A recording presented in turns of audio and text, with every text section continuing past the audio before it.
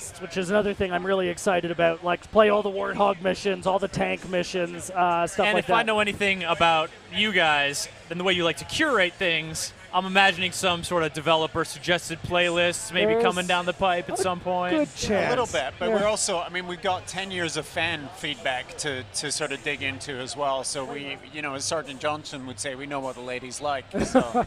And I got to say, yeah, watching, sort of navigating around and seeing the way that's structured, it just strikes me as such a great way to sort of approach these games with, like, that archival mentality almost, which is something that you don't really see a lot in this industry, is how are these games being preserved? How are people able to continue to play these games long after they've come out? Yeah, I think that's a great perspective, and that's the perspective we really attacked it with from a team, right? We wanted to make something magical, something special, and, I mean, really swapping a bunch of discs out of a box didn't feel magical and special to us. So. Well, speaking of, I am now having a flashback to that magical moment here we go, yeah. a second weapon came up on screen, and then, bam, those SMGs.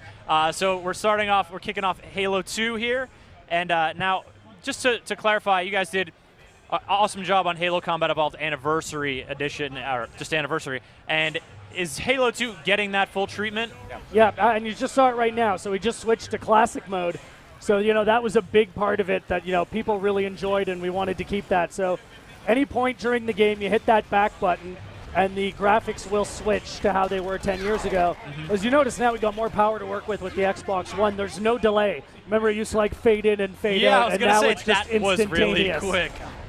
Yeah, and the thing that struck me about that was, you know, obviously the lighting effects and the detail in the environments is striking when you compare it to what it was 10 years ago, but at the same time, that those geometric designs, the lines of those environments, that artistic design, seeing the through line of that stuff, it made me certainly appreciate what a great job you guys did the first time around. Yeah, I mean, it's testament to what Bungie built in the first place. Really strong character designs, really good aesthetic, and it's just been kind of a pleasure to go in and give it a little bit of next-gen polish. And actually, Halo 3 and Halo 4 both show up really well at 1080p at 60 frames a second, and there's a lot more on screen than you think. Like, it made a really big difference.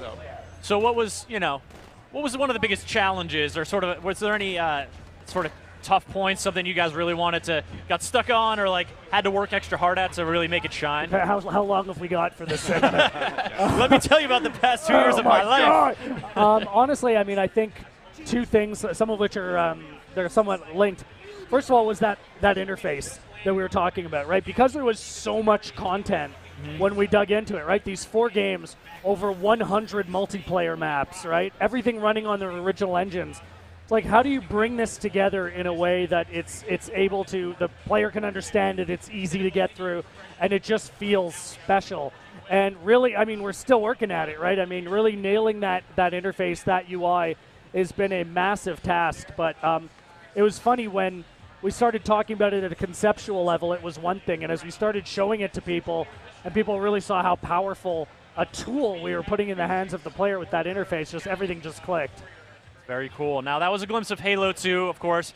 Halo CE Anniversary. Have you guys basically just taken your work there, you haven't had to do a lot more on it, or to kick it up to the Xbox One level, have you gone back and put some more stuff in there? I mean, it's a huge technological challenge. I mean, it's not like you're just simply recompiling it for Intel architecture from PowerPC. So there's a lot of work goes into even the simplest parts of it. But I think to Dan's point, it's the way that we sort of connected all the pieces together that was probably the biggest challenge, both in terms of the interface and the extra content that's in there. There's 6 remade maps from Certain Affinity in a completely new mode. There's the Halo Digital series, and there's the new Blur cinematics in Halo 2 Anniversary. There's a ton of new stuff as well. So you got the cinematics, got the updated treatment in Halo 2 as well? Yeah, the entirety of the cinematics being redone by Blur. And yeah, they already looks like... Those are the guys you used for Halo 4, right? Blur we used for Halo Wars, which Halo Wars. People loved the CG were cinematics. Also incredible, yeah. And the original cinematics are still there. You press the back button and you'll switch between the two. We recorded all the audio with Skywalker Orchestra. Yep, so the same. So when you hit it, so we recreated all the, re-recorded all the audio, all the weapon sounds, and that transitions too. So you go back, it sounds like it did 10 years ago. You hit it, and you've got new weapon effects, new audio. We've re-recorded with the Skywalker Orchestra. I mean, yeah, it's mind-blowing. And I can't believe you guys are going to have to do it all again when you put it into virtual reality in 5 years. All right. Honestly, I want to talk a little bit about multiplayer before we move on to some more Halo news, because you guys really talked about a lot of stuff yesterday.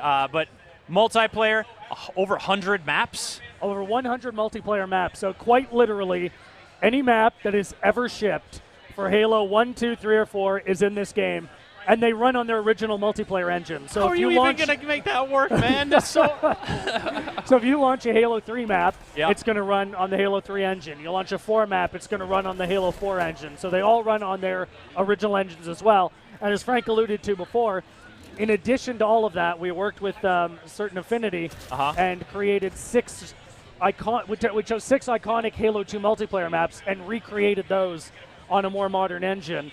So yeah, it is a massive multiplayer collection. And is this one of them? We see Ascension here. This is a perfect example. Oh God, it's like I get to watching this happen, and like it's almost like that sense memory. I don't even know that I have it, but all of a sudden I'm like, you should go this way. Yeah. Yes, and like I'm like, hold down X to pick yeah. up the weapon while you walk over that spot. Don't even break spot. You know, like.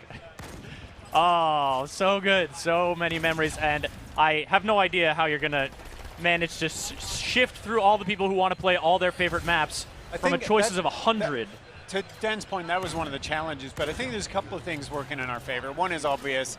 Matchmaking and democracy are going to decide what people want, but we have full support for custom games, and one of the things you don't really think about, because we're 2 generations later, the Xbox One just has a lot more tools for connecting players and friends with each other socially, alerts and notifications and stuff.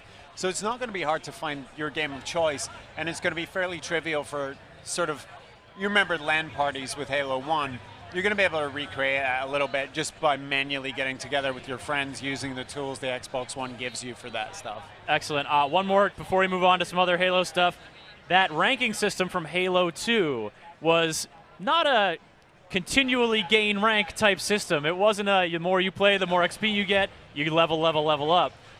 You could lose rank, and that created some moments that I'm not proud of in my household, as well as some that I am proud of when I gain one. But how are you guys doing the ranking system? Is it sort of more in the recent vein of Halo 4?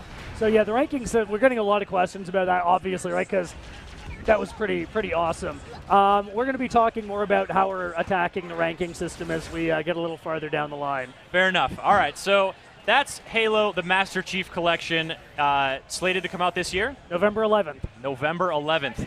Almost exactly 10 years. I'm going to have to play all those new games that are coming out in October really quickly then. But you guys also have other Halo projects in the works. One of them was Nightfall, which we talked about yesterday, an original content, original TV series, not the Spielberg one, but a different one. This is in some ways kind of the spiritual successor to Forward Unto Dawn. Yeah. It's happening at a bigger scale. We're working with Ridley Scott and Sergio Mimica-Gazan. I actually just got back from one of the shoots, and I'm going back out there again next week. We built some life-size Halo things, and it was amazing to be in them and around them. And we have an amazing cast, and I think it's a logical evolution of what we did in Forward Unto Dawn, and I think fans are going to be impressed at what's up there on the screen. Ridley Scott and his people really know what they're doing. So, what is the setting of it? Are you telling us stuff about this, or as you saw in the trailer that we showed at the keynote, there was a mention of a guy called Agent Locke. In some ways, this is kind of his origin story. You're going to find out a little bit about his background.